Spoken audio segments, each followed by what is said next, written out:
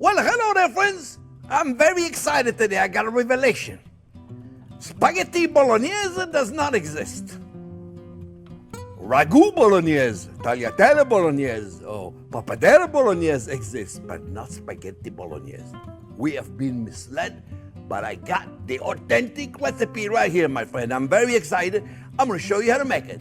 I am so glad you're here. Remember, thumbs up if you like the video. Don't forget to subscribe to the channel. And don't forget to ring the bell. Stay tuned. We're doing it right now.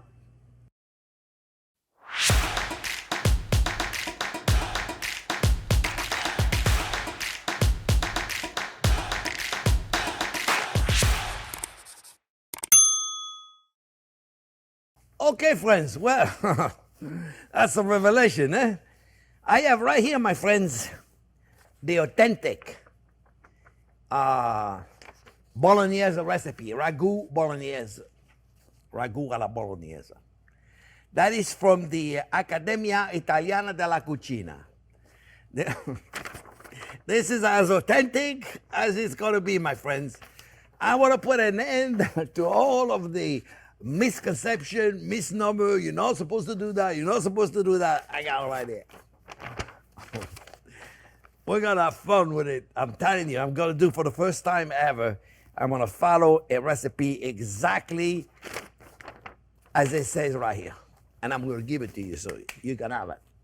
So I had heard of it before, you know. And I was like, so I did a little research. And there's a few guys online that did a very good job. It is this Alex, the French guy, did a very good job on it. My Italian friends, can't think of his name right now. There's a lot of guys that did a really good job, but I didn't do a very good job, so it's time I catch up. So, what's his name? Mamma mia, it'll come to me in a minute. All right, friends, we're gonna do 2 pans because it's easier, but at home you can do 1 pan, eh? You can do 1 pan. It's easier. I got some pancetta. All right, I got pancetta, then we're going to cook slowly, my friends. All right, we're going to cook it slowly. Remember, yes, the Vincento place did a good job. He did a really good Bolognese. So there's a lot of people out there doing a good job. It was time for me to catch up. It's time for me to catch up, my friends. But I'll talk about it, Mike, because I believe I make the best Bolognese ever. This is not going to be this one, because I don't know. I mean, I know I've had this one, the traditional one, but I've never made it exactly like this. So, friends, I'm going to tell you all about it. We're going to have fun. This is what's so exciting about this channel. I always cook for fun. Oh, mamma mia, I thought it was hot. It was cold. Ever happened to you? Grab something, some reason, it's cold and you think it's hot? No, you're going to say, no, it never happened to me. Well, it happened to me. All right, look, guys, I got the pan going. I'm going to put, you're supposed to do ground brisket. No, brisket. What am I talking about? Skirt steak. You can do skirt steak. You can do ribs. You can do, I did chuck. Now, you can do pork and beef, or you can just do beef. I decided just to do beef, and I decided to do it myself because you know that 80-20 you buy at the store? 80-20. I bought some the other day, 80-20. It was more like 50-50. It was so much fat. I said, if I'm going to have fat, let it be from the pancetta. All right? Because the pancetta, my friends, remember when I got onion, it didn't go in there. Onion is always number first. How come it's not in there? Because it's bacon. Always number first for the onion unless there is bacon. We got pancetta right here. So I'm doing it kind of slowly because I don't want it to go too fast, my friends, because if I go too fast, I will burn the lean part before the fat has time to melt. I need the fat. I need to render the fat because I'm going to saute the onion in a minute. And this is a pancetta, for those of you that have never seen. That's what you get. It's a non-cured bacon. Okay, that's what it is. I mean, if you can't find that, hold on. If we're going to do a traditional, then there is some ingredient we can use, and there's some, what is going on here? I don't hear nothing. Oh, let's go. There's ingredient we can use, there's ingredient we cannot use. So I wrote them down here and I'll talk to you about it in a minute. So we're going to saute the pancetta. See, look, it's releasing. Now, it says at least don't use bacon, so let's not even do it. All right, let's stay traditional. At least we can relay that video to your friend and say you want the authentic Bolognese. Don't watch the chef first video, watch this one. No, I'll tell you about mine later because I still think mine is gonna be better because instead of ground beef, which I think sometimes is not that, sometimes it's not that great, I use sausage, Italian spicy sausage. My Bolognese is still the best I've ever had. I'm telling you, when I go out sometime to an Italian restaurant, and I'm not sure what to order, and I look at the menu and I go, Mamma mia, some of the items I have no idea, and I don't know the restaurant, I don't know how good it's gonna be. I order Bolognese. Most of the time, I'm like, ay. Look at this, look at this. You see, like I'm poaching here. Okay, I'm just bought this beef this morning. I just grounded myself. And look at all that water in there. This is the beef we're buying today? I mean, Mamma mia, so we're gonna have to let all the water go before we can get some caramelization, which is most important. All right, let's look at the pancetta here right now. You see, look, we're getting some good consistency in there. Now we're gonna take the onion and we're gonna brown those. Now, I don't think it tells you in a recipe to put the onion first, but maybe it does. I don't know. Most of the recipe, my friends, I hate to tell you that, but most of the recipe, they tell you to put everything together. You're not supposed to put everything together. Let's see if it does. Let's see if it does. In a heavy, blah, blah, blah, put the pancetta with olive oil. I didn't need olive oil because I did it very slowly, so, but I got olive oil in here, so I'm okay. Put the ingredient in there, right? Saute, okay, blah, blah, blah. Okay. All right, so using a chef's knife, finely chop the onion, celery, and carrot. Do not use food processor, okay? Add the vegetable to the oil. You see, they put all the vegetables at once. You're not supposed to do that. You're supposed to put the onion first, and why? Because the onion are full of water. I want to get rid of the water. What's in the water? Also sugar, and I caramelize it. And let me tell you, a caramelized onion is always going to taste better than a non-caramelized onion. You agree with me? I'm telling you, my friends, it's true. Don't look at the beef. Making me sad. So we got, you're not going to believe it, there's milk in the traditional recipe. My mom would do that so often, put a milk and red wine. I normally don't put red wine in my sauce, but that's the traditional recipe, so we're going to do it. Celery and carrots. They say to put 1 carrot in a recipe. I'm doubling the recipe there. By the way, then it's online. I double it. I'm going to make this recipe. I'm not going to make a little batch. I'm going to make a huge batch. Right, friends? You're not going to be, or at least double. 1 pound of meat, they give me nothing. They give me enough for 4 serving. I like to make a little extra, and then you know what I like to do? I like to freeze it. So I got celery, about 4 ribs of celery, and I got about 2 big carrots in here. All right? What's a big carrot? They're funny. They tell you, in a recipe, they tell you 1 medium carrots. Okay. All right. Celery, friends. I want to show you when you cut them. If you want to make a little dice of the celery, little dice. Let me check to make sure I'm okay over here, because I don't want to be burning anything. Look how nice that is, eh? You see, friends? It's going to be delicious by itself, and hopefully the meat is going to release all of this water that we're paying so much for. That's crazy, eh? Look at that. That was 2 pounds of meat, and probably in 2 pounds of meat is a half a pound of water, maybe more. Look, guys, when you see a celery, how are you going to get this guy right there in small? You first, in order to make small dice like that, what do you got to get? You got to get a small julienne, which is a long strip. It's difficult to make a long strip when it's cooked like that. So what you do, you cut it in half. See, now you're flat. Now it's easy to get there and to make you julienne. You see, look. Now you got julienne. How simple was that? You see, friends? Look, look. Julienne, boom, boom. Now you put those julienne together, right there, and you got yourself little dice. You see? Not complicated, right? When you understand the system, it's not complicated. Nothing we do in the kitchen is complicated, friends. Okay? All right, and remember, we also did a video. We did a video on how to cut all the vegetables. Jack's going to give you a link over there, my friend. You see, look, our water is coming out. We're still not pretty, but we need to saute the meat, okay? Because that's very important to get some Maillard reaction. So we're going to get it. As soon as the water is out of there, we will. All right, how we doing here, friends? We're looking good. All right, so now I'm going to reduce the heat a little bit so I don't have to. Here's what I'm going to do. In the recipe, there is tomato paste and crushed tomatoes. So I got both, okay? Tomato paste, couple of tablespoons of tomato paste. I'm going to saute it for a minute.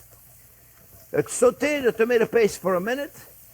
Will taste a lot better, caramelize the tomato a bit, and it won't be quite as acid if I saute it just for a minute, all right? So we're going to do that, friends. Not complicated. This is not a complicated recipe. You can all do it. Okay, and you invite some Italian and they say, oh, you're not supposed to do it. You're supposed to put that in there. How come you didn't put this in there? You show them that. And then that's it. I'm telling you, a good way to shut them up. All right, that's okay. That's not swearing. Look, guys, to keep them quiet. That's what I should have said. I have to be careful. All right, friends. How are we doing over here? We're looking good. This is not a difficult recipe. Now what we're going to do, we're going to put all the ingredients in there, friends. And then, my friends, what we're going to do, we're going to cook it very slowly with the top on for 2 to 3 hours. Now, I hear people say, cook it 4 or 5 hours. Let me tell you, friends, I know that in some meat they cook, you know, like they're making a stew with a chuck roast, which is what this is. You cook it an hour and a half, 2 hours, not enough, you got to go 3 hours. Some beef, I agree, it's true. They get better if you cook it. But it gets to a point, my friends, when you cook the beef too much, it becomes all mushy and dry. There's no more moisture in it because you cooked it so long. So 2 hours is going to be more than we need. You see, we'll go over the whole concept. You'll understand it, my friends. And then we're going to serve it with a pappardelle pasta, large fettuccine. You can't do it with a spaghetti. In Bologna, they don't give you spaghettis. I mean, okay, you go to Bologna right now, they're so popular of a dish, and there's so many Americans in Bologna, then you're going to find spaghetti bolognese, okay? Everybody makes it. But the traditional, the spaghetti is in the south of Italy, not in the north of Italy. Okay, so a large pasta would be better. You see, the sauce doesn't stick on a spaghetti. It's too thin. There's no place to stick. But it'll stick on a large pasta. You'll see. All right, I'll show you, my friends. All right, look, this is beautiful. It's golden brown. It's looking great. We're going to put our vegetables in there now. That's going to give us some moisture in there. Another thing, then a lot of you are going to be disappointed, but you want to make it a traditional. Sometimes the traditional recipe are tough. You're not going to like it, but you're not supposed to put any garlic. I know.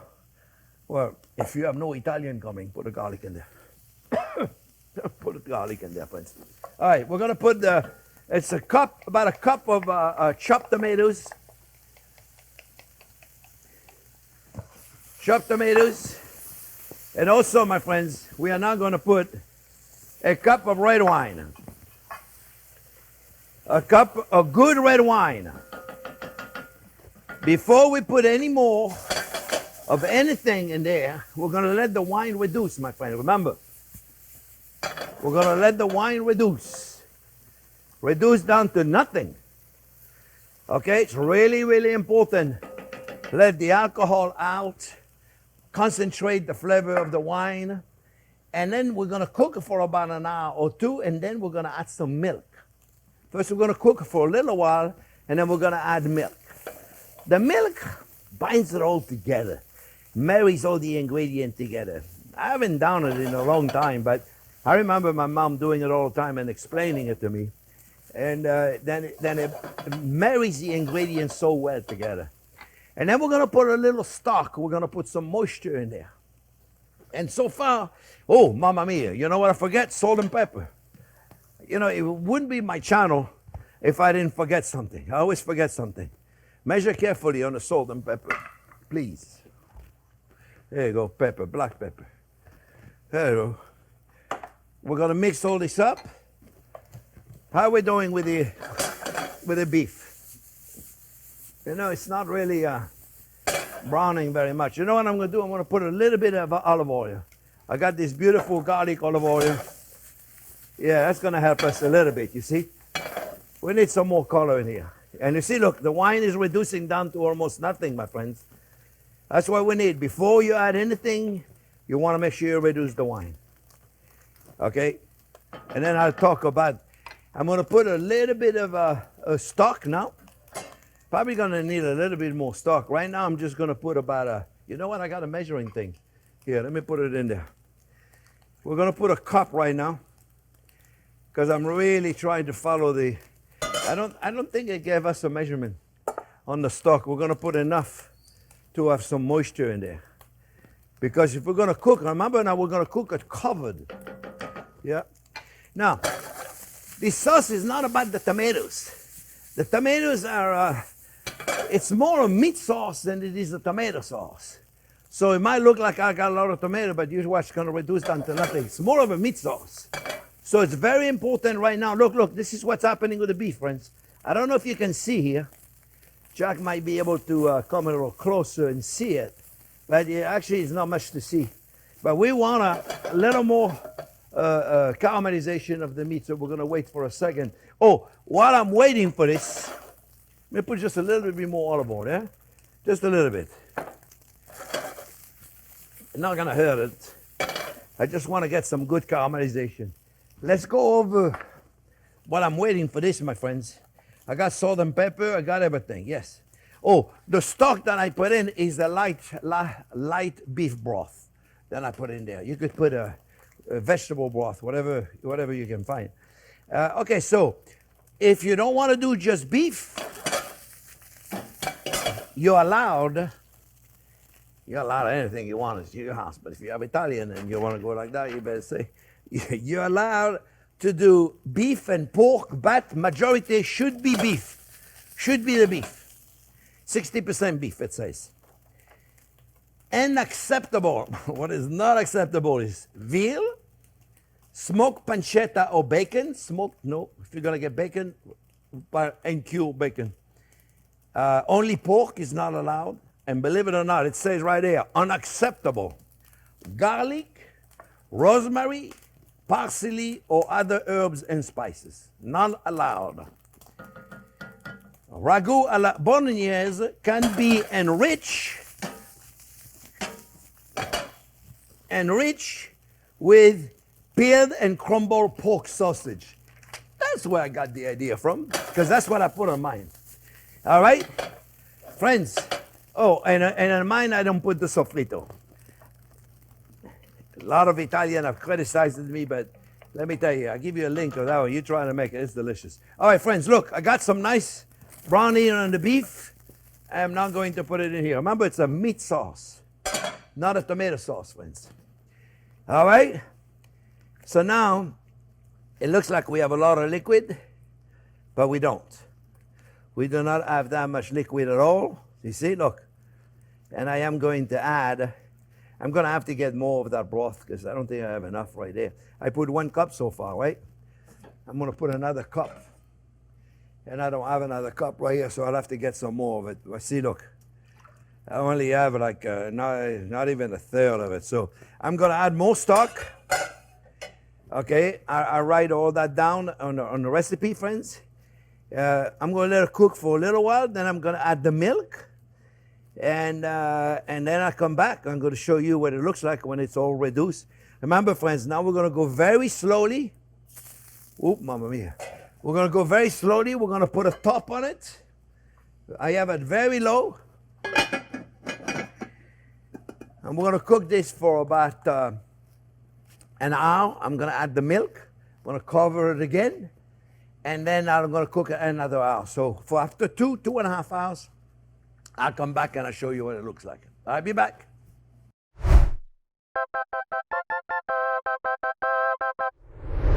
Okay, friends, well, 2.5 hours.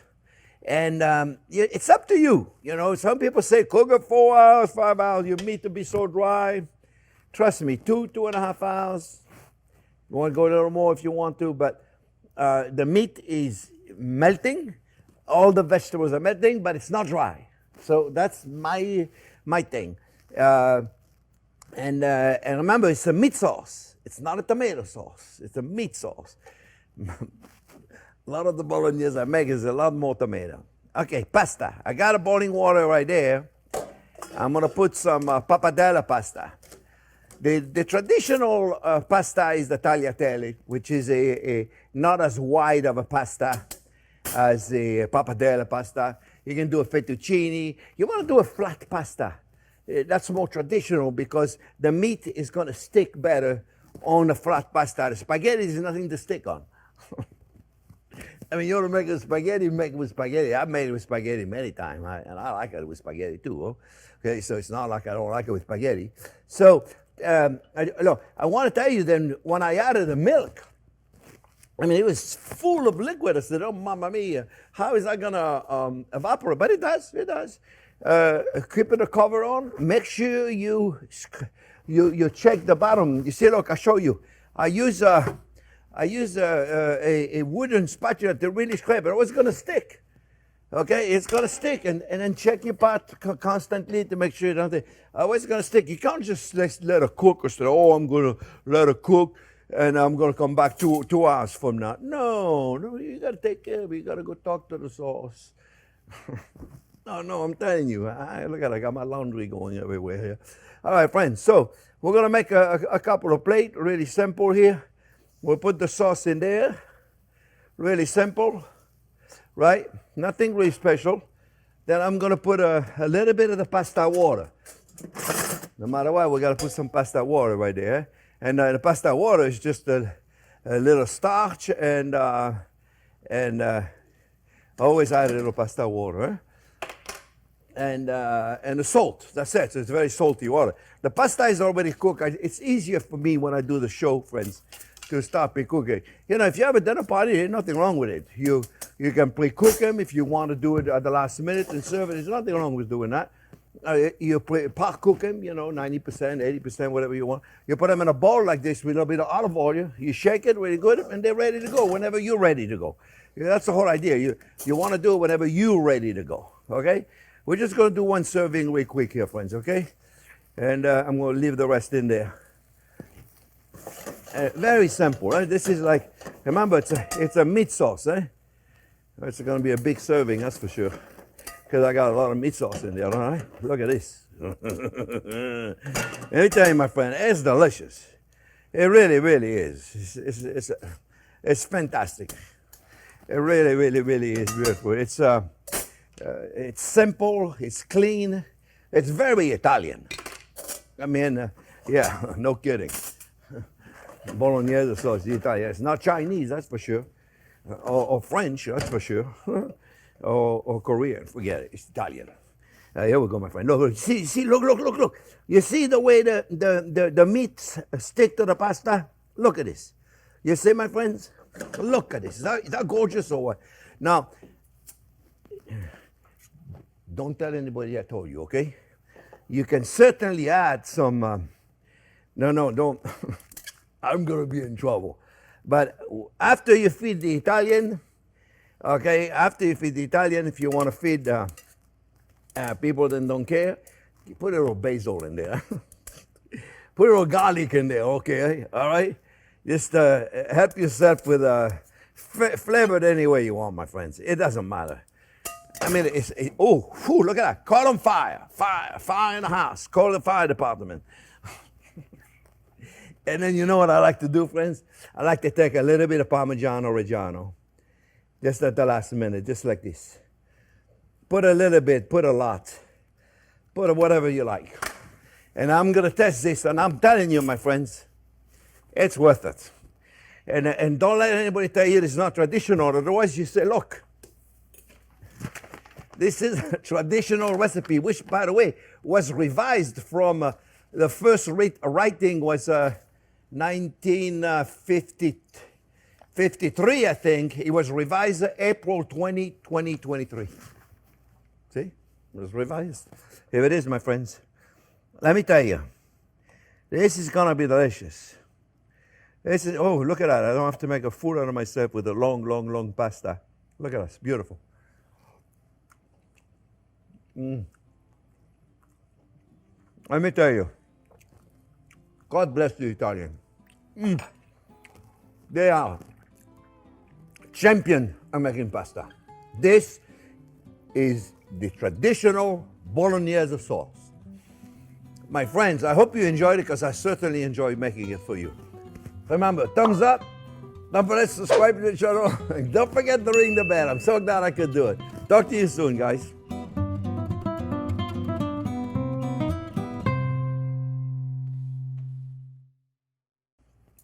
Wow, let me tell you, you're in for a treat, Jack. Because this is excellent. Mine is good, but this is more traditional. This is more traditional, that's all. My mom would be proud with this one. All right, let's eat.